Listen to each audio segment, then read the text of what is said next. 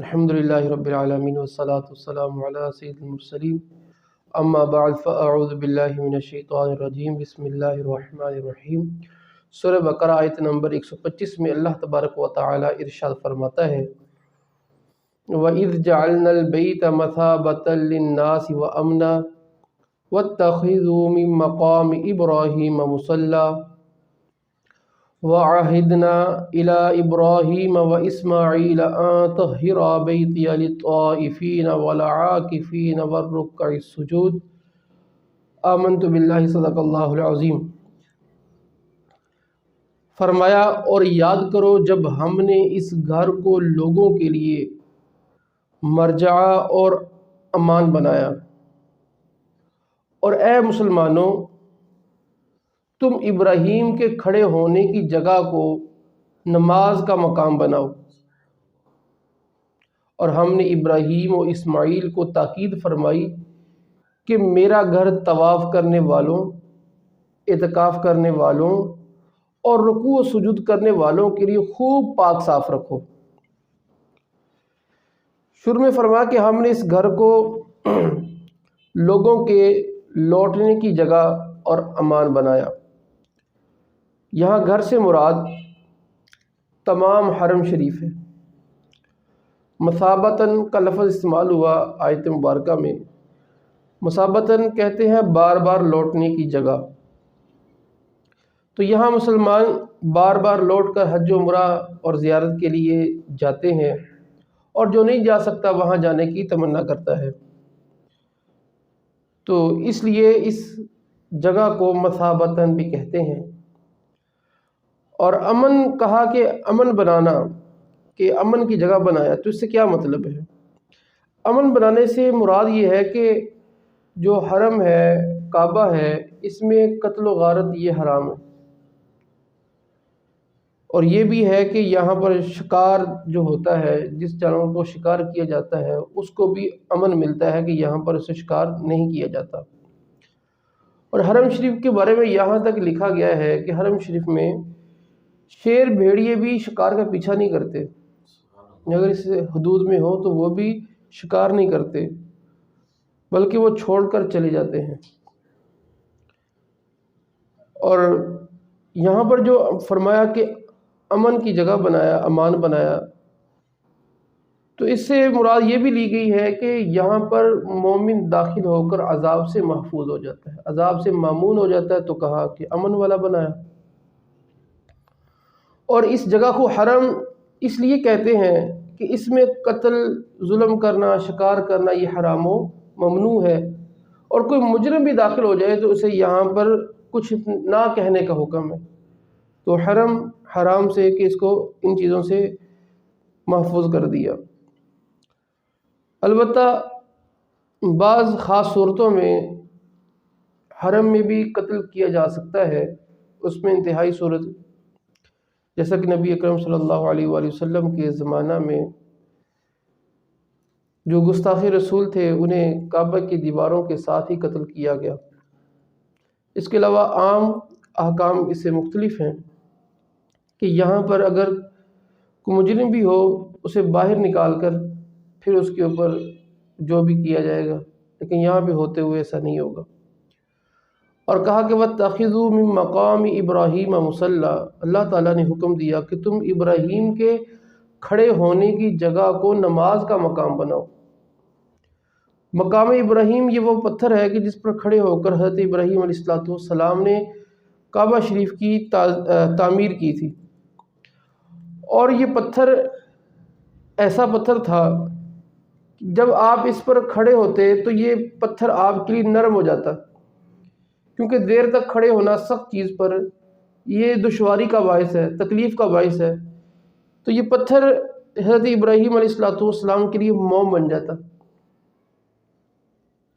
اور پھر یہ آپ کی ایک اللہ تعالیٰ نے گویا نشانی بھی بنانی تھی، تو اس پتھر میں حضرت ابراہیم علیہ السلام کے پاؤں مبارک کی قدمین شریفین کے نشان مبارک موجود ہیں۔ تو اس جگہ پر جہاں یہ پتھر ہے یہاں پر اللہ تبارک و تعالیٰ نے نماز پڑھنے کا حکم دیا۔ یہاں پر کون سی نماز مراد ہے؟ ویسے تو کوئی بھی نفل وہاں پر پڑھے جا سکتے ہیں، لیکن طواف کے بعد 2 رکعت پڑھنا یہ واجب ہے، تو وہ پڑھی جائے گی۔ اب دیکھیں یہاں پر اللہ تعالیٰ نے حضرت ابراہیم علیہ السلام کے کھڑے ہونے کی جگہ وہاں نماز پڑھنے کا حکم دیا۔ یہ کیوں کہ اس پتھر کو حضرت ابراہیم علیہ السلام سے نسبت ہے۔ تو جس چیز کو نبی سے نسبت ہو جائے وہ معظم اور مکرم ہو جاتی ہے۔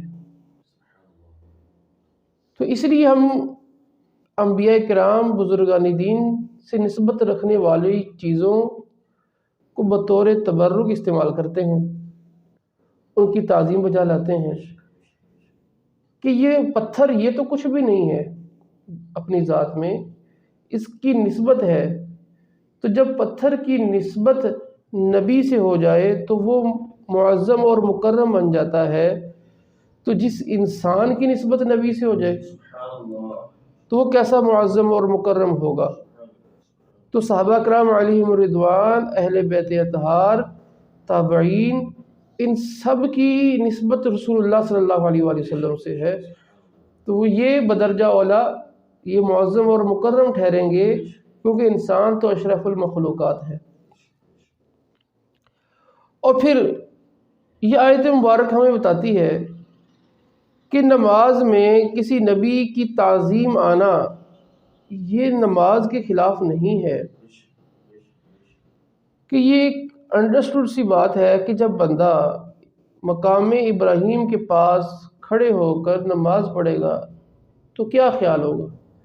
یہی خیال ہوگا کہ رب نے یہاں پر حکم دیا ہے اور یہ وہ مقام ہے جہاں پر حضرت ابراہیم علیہ السلام کے پاؤں لگے ہیں، تو خود بخود ہی ان کا تذکرہ اور ان کی عظمت دل میں بیٹھے گی۔ تو نبی کی عظمت کا نماز کے دوران بیٹھنا یہ نماز کو تو مکمل کرنے والا ہے۔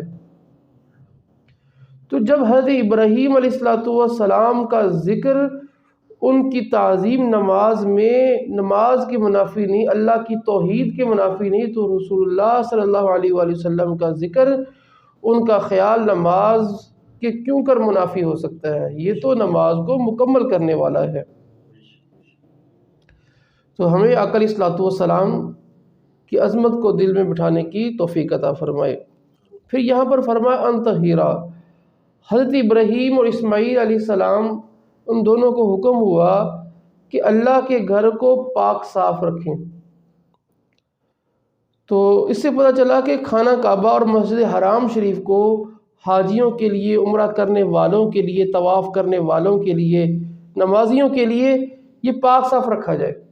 اور یہی حکم ساری مساجد کا ہے کہ اللہ کی تمام مسجدوں کو یہ پاک صاف رکھا جائے، وہاں کوئی گندی چیز نہ لی جائی جائے، مسجد کو بدبو سے پاک رکھا جائے، ایسی کہ جو بدبو یا گندگی کا باعث چیز بنے اس سے بھی دور رکھا جائے۔ یہی وجہ ہے کہ نبی اکرم صلی اللہ علیہ وآلہ وسلم نے یہ کچا پیاز کھانے کے بعد مسجد میں جانے سے منع فرمایا ہے، تو اس کا ہمیں ضرور خیال رکھنا چاہیے۔ اور یہاں پر یہ ایک اور بات پتہ چلتی ہے کہ مسجدوں کو صاف رکھنا یہ انبیاء کا طریقہ ہے۔ تو اگر ہم مساجد کو صاف رکھیں گے گویا انبیاء کے راستے پر چلیں گے۔ اور پھر یہ پتہ چلا کہ اعتکاف عبادت ہے، اور ایسی عبادت ہے جو صرف اس امت میں نہیں گزشتہ امتوں میں بھی تھی۔ یعنی حضرت ابراہیم علیہ السلام کو اللہ نے اس وقت حکم دیا تھا کہ طواف کرنے والوں کے لیے مسجد کو صاف رکھیں، تو حضرت ابراہیم علیہ السلام، حضرت اسماعیل علیہ السلام کے زمانے میں بھی یہ اعتکاف ہوتا تھا۔ اعتکاف یہ صرف ہماری شریعت میں نہیں، اعتکاف ان کی شریعت میں بھی تھا۔ اور پھر ایک اور بات کہ پچھلی امتوں میں جو نماز تھی اس میں رکوع بھی تھا، سجدہ بھی تھا۔ یہاں پر اللہ نے فرمایا کہ رکوع و سجدہ کرنے والوں کے لیے۔ تو اب جیسے یہودی یا عیسائیوں میں سے بعض ان چیزوں کا انکار کر دیتے ہیں رکوع کا، تو یہ ان کی اپنی خود ساختہ چیزیں ہیں۔ پچھلی شریعتوں میں یہ دو چیزیں تھیں، رکوع بھی تھا، سجدہ بھی تھا، تو لہٰذا اس کا پچھلی، جیسے ہم کچھ آیت پیچھے بھی ایک جگہ پڑھا تھا، تو یہ رکوع و سجدہ پچھلی شریعتوں میں موجود تھا۔ اور پھر یہ آیت ہمیں یہ بھی بتاتی ہے کہ مسجد کا کوئی متولی ہونا چاہیے، یعنی مسجد کو بغیر متولی کے نہیں چھوڑنا چاہیے۔ تو جیسے حضرت ابراہیم علیہ الصلوۃ والسلام، حضرت اسماعیل علیہ الصلوۃ والسلام، یہ اللہ کے اس عظیم گھر جس میں کعبہ شریف حرم پاک کے متولی تھے۔ تو حرم پاک کا متولی ہونا یقیناً یہ نجات کا باعث ہے، یہ عظمت کا باعث ہے، لیکن یہ عظمت، یہ نجات کا باعث ہونا یہ ایمان کے ساتھ مشروط ہے۔ کیونکہ اگر تو تولیت ہی باعث فخر ہے یا باعث نجات ہے تو ابو جہل لوگ بھی تو متولی تھے۔ متولی ہونا کوئی بذات خود کوئی وصف کچھ نہیں ہے، یعنی ایک مثال ہے، اس کو میں سمجھاتا ہوں۔ ایک ہوتی ہے ذات، ایک ہوتا ہے اس کا عرض۔ اب دیکھیں، کوئی چیز بذات خود کچھ نہیں ہوتی، وہ اس اصل کے ساتھ مل کر فائدہ دیتی ہے۔ جیسے میٹھا پن ہے، میٹھا پن بذات خود کچھ نہیں ہوتا، میٹھا پن جب کسی چیز کے ساتھ متعلق ہوگا تو وہ نظر بھی آئے گا، فائدہ بھی دے گا۔ یہ کسی چیز کا سفید رنگ ہے، سفید رنگ ہونا خود سے کچھ ہو ہی نہیں سکتا، وہ کسی چیز کے ساتھ لگتا ہے تو سفید رنگ نظر آتا ہے، یعنی یہ ہے وصف۔ ذات نہ ہو تو وصف کا کوئی فائدہ نہیں ہوتا، ذات کے بعد وصف کا فائدہ ہوتا ہے۔ تو اسی طرح تولیت یہ تب فائدہ دے کہ جب اصل چیز موجود ہوگی، ایمان موجود ہوگا۔ تو تولی ہونا، اس کی دیکھ بھال کرنا یا اس کو اپنے انتظام و انصرام میں لے لینا، یہ کوئی بڑی بات نہیں ہے۔ یزید بھی تو کچھ وقت کے لیے انتظام و انصرام اس کے پاس تھا، حجاج بن یوسف نے بھی لیا تھا جو قاتل تھا۔ تو یہ لوگ اس کو صرف بنیاد بنا دیتے ہیں کوئی ایک عمل لے کر۔ تو یہ دنیا میں ہمارے لوگوں کا یہ طرز عمل ہے، کوئی ایک چیز دیکھ کر اس کو کہتے ہیں بڑی بات ہے، یہ بڑی بات ہے۔ جیسے کہتے ہیں کہ فلاں بندہ تو کعبے میں داخل ہوا تھا، تو کعبے میں داخل ہونا بڑی بات نہیں، ابو جہل پتہ نہیں کتنی دفعہ گیا ہے۔ تو اگر کعبے میں داخل ہونا ہی نجات کا باعث ہے تو ابو جہل کیوں نجات والا نہیں ہے؟ اور کافر جو سب کچھ کرتے تھے، حاجیوں کو پانی بھی پلاتے تھے، روٹی بھی دیتے تھے، بہت کچھ کرتے تھے، صفائی بھی کرتے تھے، سارا انتظام و انصرام کرتے تھے، لیکن اس کے باوجود وہ جہنمی ہے، کیونکہ بنیادی بات نہیں ہے، ایمان نہیں ہے۔ یعنی ساری چیزیں جتنی بھی ہیں وہ نجات کا باعث ہوتی ہیں تب کہ جب ایک بنیادی چیز وہ ہے ایمان۔ اسی طرح وہ کفار جو اپنی طرف سے بہت غریبوں پر خرچ کرتے ہیں، سب کچھ کرتے ہیں، تو ان کا اللہ نے قرآن پاک میں بالکل واضح کہہ دیا کہ ان کا بدلہ انہیں دنیا میں دے دیا جاتا ہے، آخرت میں ان کا کوئی حصہ نہیں ہے۔ تو اللہ تعالی ہمیں یہ عمل کرنے کی توفیق عطا فرمائے۔ پھر اس کے بعد اگلی آیت میں فرمایا کہ وَإِذْ قَالَ إِبْرَاهِيمُ رَبِّ اجْعَلْ هَٰذَا بَلَدًا آمِنًا وَارْزُقْ أَهْلَهُ مِنَ الثَّمَرَاتِ مَنْ آمَنَ مِنْهُم بِاللَّهِ وَالْيَوْمِ الْآخِرِ قَالَ وَمَنْ كَفَرَ فَأُمَتِّعُهُ قَلِيلًا ثُمَّ أَضْطَرُّهُ إِلَىٰ عَذَابِ النَّارِ وَبِئْسَ الْمَصِيرُ۔ پھر فرمایا کہ اور یاد کرو جب ابراہیم نے عرض کی، اے میرے رب اس شہر کو امن والا بنا دے، اس میں رہنے والے جو اللہ اور آخرت کے دن پر ایمان رکھتے ہوں انہیں مختلف پھلوں کا رزق عطا فرما۔ اللہ نے فرمایا اور جو کافر ہو تو میں اسے بھی تھوڑی سی مدت کے لیے نفع اٹھانے دوں گا، پھر اسے دوزخ کے عذاب کی طرف مجبور کر دوں گا، اور وہ پلٹنے کی بہت بری جگہ ہے۔ حضرت ابراہیم علیہ السلام نے کعبہ مبارک کو تعمیر کرنے کے بعد بہت سی دعائیں مانگی، یہ اسی دعا میں سے اللہ نے یہاں پر ذکر کیا۔ تو پتہ چلا کہ کوئی نیکی کر کے اس کی قبولیت کی دعا کرنا یہ حضرت ابراہیم علیہ السلام کی سنت ہے۔ حضرت ابراہیم علیہ السلام جسے ہم پچھلی آیت میں پڑھا تھا، اپنی اولاد کے لیے امامت مانگی تھی، تو جواب میں اللہ نے کہہ دیا تھا کہ ظالموں کو نہیں ملے گی، اس لیے جب بعد کی دعائیں مانگی اس میں آپ نے ایمان کا ذکر کیا کہ آپ نے ان دعاؤں کو مومنین کے لیے خاص کر دیا، تو ظالموں کو نکال دیا۔ اب یہاں پر حضرت ابراہیم علیہ السلام نے جو یہ دعا مانگی تھی کہ یا اللہ اس گھر کو امن والا بنا، تو بنا دیا اللہ تعالیٰ نے۔ پھر اللہ تعالیٰ سے دعا مانگی کہ یا اللہ کہ اس کے رہنے والوں کو مختلف پھلوں کا رزق عطا فرما، تو یہ بھی اللہ تعالیٰ نے دعا قبول فرمائی۔ اور یہ حقیقت ہے، آپ مکہ شریف میں کسی بھی موسم میں چلے جائیں، آپ کو مکہ شریف میں دنیا کا ہر پھل ملے گا، یہ بات بالکل پکی ہے۔ ہم نے دیکھا ہے کہ وہ پھل کہ جن کا موسم ہی نہیں ہے، لیکن مکہ شریف میں وہ پھل ہوتے ہیں۔ مکہ شریف میں ایک پھل بھی نہیں اگتا، کوئی کاشت ہوتی ہے کسی پھل کی، لیکن اللہ نے ایسا نظام بنایا کہ اس میں ہر پھل ہے۔ کعبہ شریف مکہ مکرمہ کبھی پھلوں سے خالی نہیں ہوا۔ تو یہ اللہ تعالیٰ نے یہ بھی دعا قبول فرمائی ہے کہ اس کی اور مختلف پھل ہو۔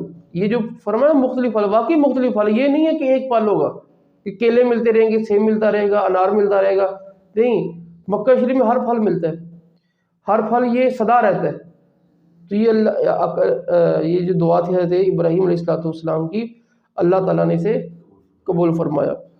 اور پھر ساتھ ہی میں عرض کروں گا کہ آخر میں کہ یہ دعا حضرت ابراہیم علیہ السلام کی تھی۔ حضرت ابراہیم علیہ السلام کی دعا سے اللہ نے مکہ کو حرم بنایا، اور ہمارے آقا علیہ السلام کی دعا سے اللہ نے مدینہ کو حرم بنایا۔ اور مدینہ کے لیے آقا علیہ السلام نے جو دعائیں مانگی، اللہ تعالیٰ نے انہیں بھی قبول فرمایا۔ اللہ تبارک و تعالیٰ ہمیں نبی اکرم صلی اللہ علیہ وآلہ وسلم سے سچی محبت کرنے کی توفیق عطا فرمائے۔ آمین بجاہ نبی الامین صلی اللہ تعالیٰ علیہ وآلہ وسلم۔